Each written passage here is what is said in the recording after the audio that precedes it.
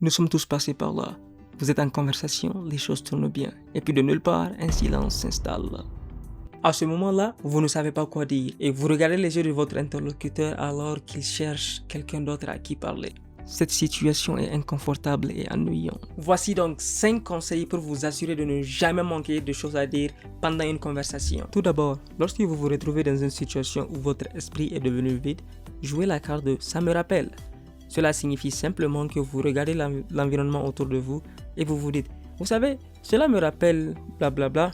Vous remplissez le blanc. C'est génial pour ouvrir de nouveaux fils de conversation parce que cela peut automatiquement introduire un nouveau sujet. Si par exemple quelqu'un vous parle du fait que la personne a voyagé, il est parti dans un autre pays et vous dit que oh, j'ai beaucoup aimé le pays et qu'en sort vous pouvez me dire oh cela me rappelle quand j'ai voyagé, voilà nous avons eu des problèmes avec le système d'immigration et cela peut engendrer de nouvelles conversations, de conversation en conversation. N'oubliez surtout pas, c'est toujours en créant des connexions et aussi en ayant des histoires similaires que vous créez de nouvelles relations avec les gens.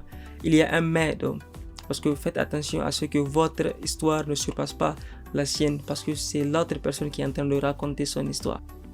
Deuxièmement, lorsque vous vous posez des questions, gardez les questions ouvertes aussi souvent que possible. Alors plutôt que de dire « Oh, tu viens de Dakar, tu aimes bien la ville ?»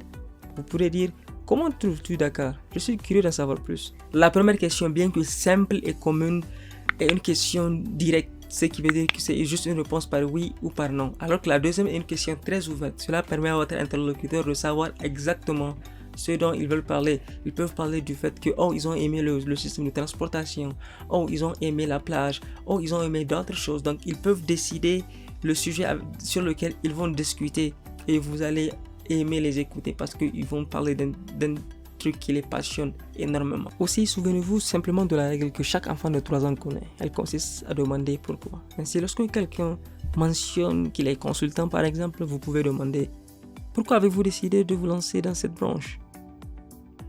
Mais contrairement aux enfants, vous n'avez pas besoin de répéter pourquoi encore et encore et encore. Mais en approfondissant les sujets de vos conversations, vous créez de plus en plus une connexion avec l'autre personne. Et c'est ça dont vous avez besoin pour approfondir votre relation. Troisièmement, dans le pire des cas, lorsque la conversation s'arrête complètement, utilisez des questions de relance. Ce sont de petites expressions qui ramènent les conversations d'entre les morts. Voilà 3 de mes favorites. Assumons que vous êtes dans un nouveau groupe et que la conversation s'arrête après quelques plaisanteries initiales. Une grande question de relance peut être « Comment vous vous êtes tous connus ?» Il y a presque toujours une histoire intéressante qui sort de cette question-là et ça peut construire une conversation. Deuxièmement, si vous ne parlez qu'à une seule personne, vous pouvez lui dire à la place « Alors, quelle est votre histoire ?» Le plus grand avantage de cette question est qu'elle est si ouverte que l'autre personne peut parler pratiquement de tout ce qu'elle veut et elle vous guidera vers les sujets dont elles veulent parler en répondant généralement par quelque chose comme « Oh, tu veux dire ce que je fais pour mon travail ou ce que j'aime faire pour le plaisir ?»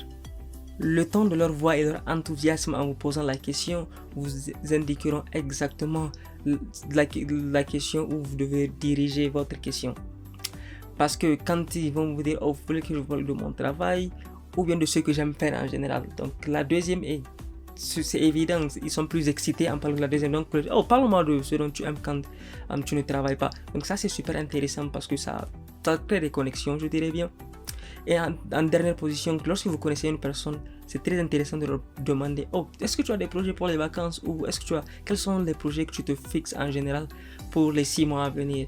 Ça c'est extrêmement fort parce que la personne va vous dire ce qu'elle prévoit de faire, si elle prévoit de partir en vacances, si elle prévoit de lire des livres, si elle prévoit de faire blablabla, blablabla. Et c'est super intéressant parce que vous aurez à les écouter parler et à connaître un peu plus de leur plan.